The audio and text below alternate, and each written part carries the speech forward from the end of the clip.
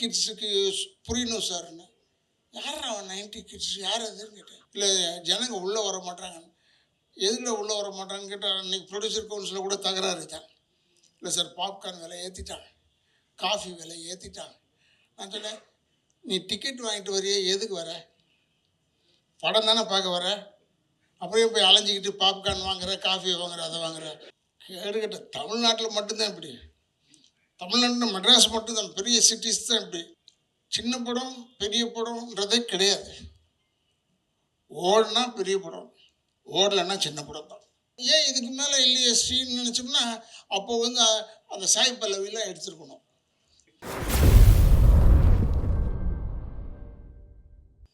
என்னை ஆளாக்கிவிட்ட all the YouTubers and பத்திரிகையாளர் அன்பர்களுக்கும், இந்த இடத்தை அளித்திருக்கும் அன்பு சகோதரர்களுக்கும், நிர்வாகத்திற்கும் என்னுடைய வணக்கங்களை கூறி, என்னுடைய 51வது வருஷம் அது. இந்த 51வது வருஷத்தில் ராதாரவியை மெயினாக போட்டு ஒரு படம் ஓடுதுன்னா அது இந்த கடைசி தோட்டம் தான். ஸோ இப்போ எனக்கு தைரியம் வந்துருச்சு, தனியாக கூட சோலோவும் நடிச்சிடலான்டா. இது வரைக்கும் வரல. இன்றைக்கி ஏன்னா 2 படமும் ரிலீஸு. நேற்று அந்த அகத்தியான ஒரு படத்தில் பெரிய வேஷம் பண்ணியிருக்கேன், ஆனால் பேனர்லாம் கிடையாது என் ஃபேஸ். வியாபாரம் இல்லைல்ல, நம்ம வியாபாரம் மூஞ்சிகளை மட்டும் போட்டிருக்காங்க. அவங்க டிசைன் பண்ணது அவங்க வேலை யாராவது அப்படின்னு நினச்சிருப்பாங்க. பார்த்தா அதெல்லாம் சேர்த்து இந்த ஒரே படத்தில் போட்டிருக்காரு. கடைசி தொட்டாலும் வரிசையாக இருக்குது, வெறும் ராதாரவி தான். என்னை ஒருத்தர் கேட்டார், சொல்ல வந்தேன், ஏன் சார் நீங்கள் இதே ட்ரெஸ்ஸு தான் என் படத்தில் போடுவீங்க, ஒரே ட்ரெஸ் தானே சார் உங்களுக்கு, ஏன்பான்னு கேட்டேன். இல்லை எல்லா ஸ்டில்லுமே இப்படி தானே இருக்குது, ஒரு நாள் கதையாக இருக்கக்கூடாதா, டெய்லியாக மாற்றிக்கிட்டு இருப்பாங்க அப்படின்னு நான் சொன்னேன். இருந்தாலும் ஒரு ஓரத்தில் நான் வந்து சீனியராக ஆக்டர் இதெல்லாம் சொன்னாங்க. இட்ஸ் வெரி குவாய்ட், படம் முதல்ல ஓடட்டும், அப்புறம் சந்தோஷப்பட்டுக்குவோம் அப்படின்னு தான் இருந்தேன். ஏன்னா நான் என்னை வந்து எத்தனை வாட்டி அங்கே வாங்க இங்கே வாங்கலாம் சொன்னார், படம் பார்க்க வாங்க தியேட்டருக்கு வாங்கன்னு. அதனால் நான் வரமாட்டேன், எனக்கு எப்பவுமே அது பழக்கம் கிடையாது. இனிமேல் பழகிக்கணும். மெயினாக நடிச்சோம்னா போய் தான் பார்க்கணும் போல இருக்கு. ஏன்னா ஜனங்க என்ன நினைக்கிறான்னு நமக்கு தெரியணும்ல. சின்ன படம் பெரிய படம்ன்றதே கிடையாது. ஓடுனா பெரிய படம், ஓடலைன்னா சின்ன படம் தான், அதுதான் கணக்கு.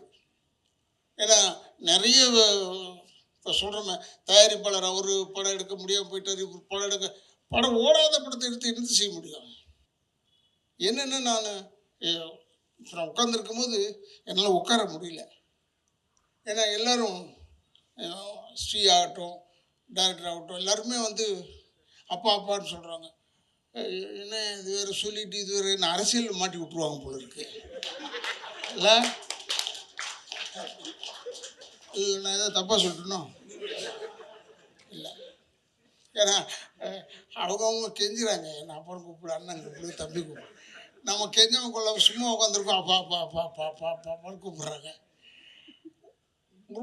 அப்போ நான் நினச்சிக்கிட்டேன், பரவாயில்ல இவங்க சொல்கிறதுக்கும் ஒத்து போகுது இப்போ. ஆனால் வெளியே தெரிஞ்ச ராதாரவி வந்து நமக்கு எதிர்ப்பானவன், அதனால் சொல்லிட்டு போகிறாங்க. அதுக்காக பயந்தேன் நான், ஏன் இவங்க திருப்பி திருப்பி அப்பா அப்பா அப்பான்னு கூப்பிட்றாங்கன்ட்டு. பட் ஒன்று தெரிஞ்சுக்கணும், சுமையை தூக்குபவன் தான் தந்தை.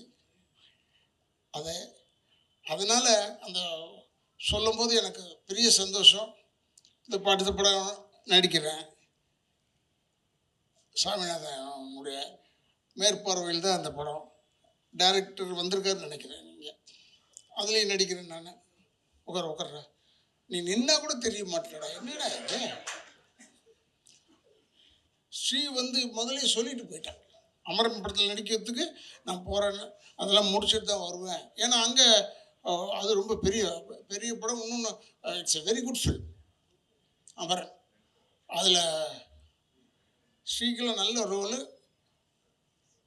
அதுக்கு மேலே ஏன் இதுக்கு மேலே இல்லையே ஸ்ரீன்னு நினச்சோம்னா, அப்போ வந்து அந்த சாய் பல்லவிலாம் எடுத்துருக்கணும்.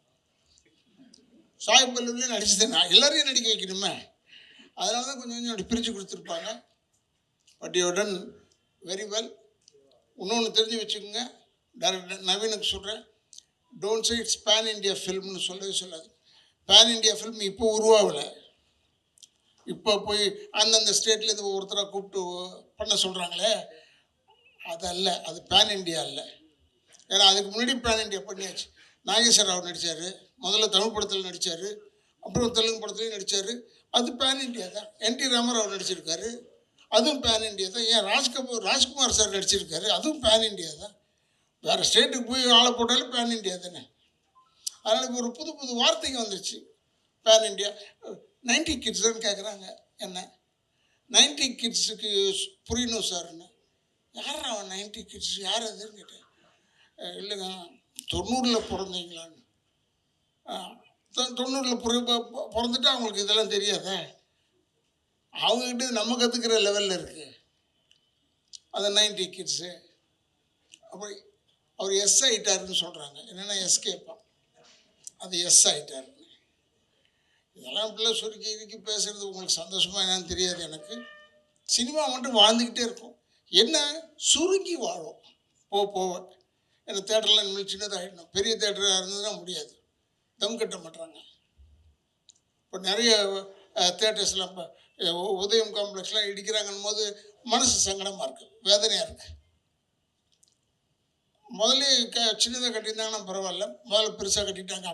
அப்போ இருந்த தாட்டுக்கு அது நல்லது, இப்போ இருந்த தாட்டுக்கு இடிக்கிறது நல்லது.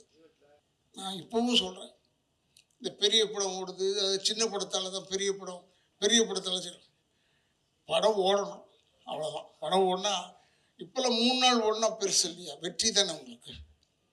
ஏன்னா நான் பார்த்தேன், இந்த அவமானமான ஒரு விளம்பரத்தை பார்த்தேன், வெற்றிகரமான 2வது நாள்னு போட்டான்.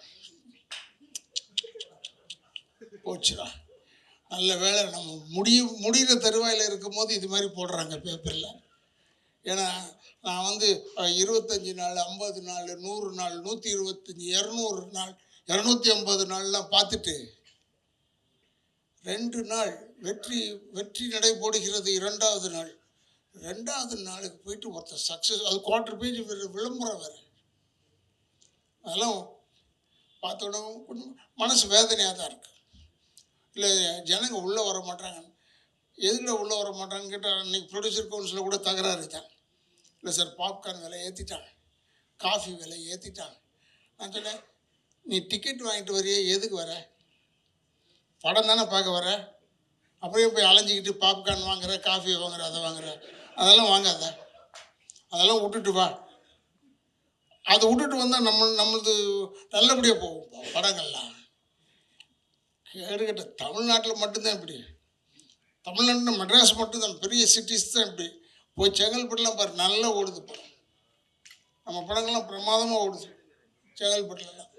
ஏன்னா இன்னும் ஜனங்க தலையில் உட்காந்துட்டே பார்க்குற லெவலில் தான் இருக்காங்க. சில இடத்துல, சில ஊரில், ஒரு சில ஊரில் அப்படி கிடையாது, அங்கே மாட்டிக்கிறாங்க. அங்கே வந்து இந்த பாப்கார்ன் முக்கியமாக போயிடுது, படம் முக்கியமாக போகல உங்களுக்கு.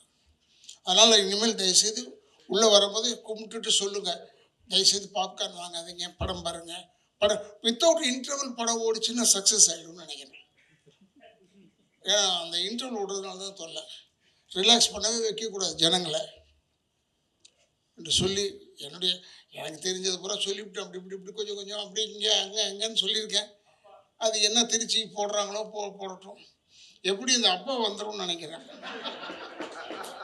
அப்பா மேட்ரு வந்தாகணும். ஏன்னா கொஞ்சம் நஞ்சு நாங்கள் நெருங்கி இருக்கலாம்னு நினைக்கும் போது நீங்கள் எப்படி போட்டு எங்களை பிரித்து விட்ருவீங்க. அது கரெக்ட், ஐ டூ அக்செப்ட். ஏன்னா எனக்கு உண்மை அது ரொம்ப ஒரு ஆச்சரியமாயிடுச்சு.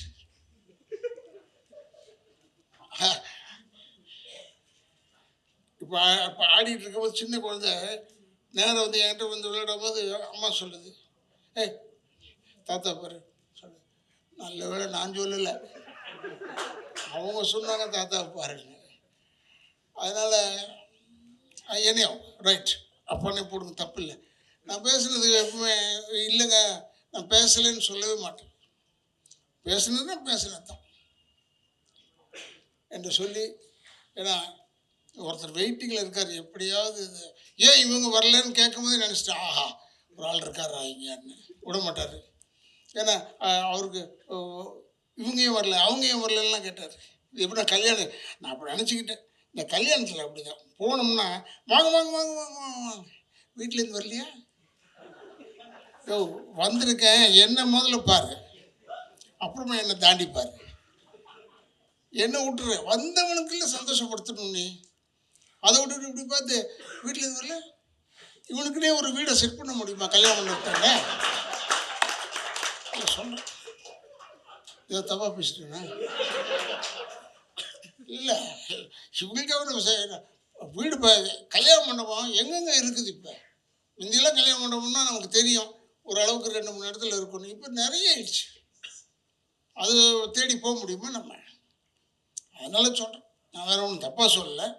எதுக்காக சொல்கிறேன்னா வர்றவங்களை வந்து விட்டுறீங்க, வராதவங்களுக்கு தேடிக்கிட்டே இருக்கீங்க. அதனால தான் சொல்கிறேன் அந்த சகோதரனுக்கு ஏன் அவருங்க வரல ஏன் சார் இல்லை சார் சாரி சார்.